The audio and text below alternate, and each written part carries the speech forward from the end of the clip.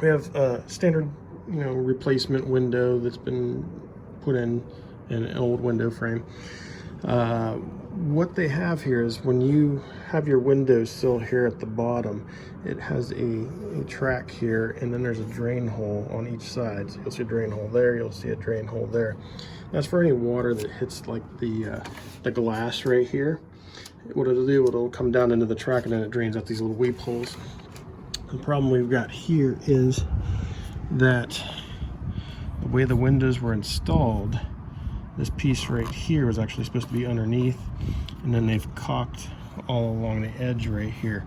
So any water that's coming in here that goes into this hole is actually getting stuck now behind here. And that's on the bottom sash. The top sash has its own little weep hole, which you can see out here on the top. So when it hits the top sash and comes from behind here, it'll actually land in this track here and drain out this weep hole. But the one on the bottom, and I've already seen it in some of the windows in this house, where they are actually, there's still some water sitting right here. It's got nowhere to go. So that could be a issue down the road here. You can get water stuck behind here, and it could rot out some areas over time.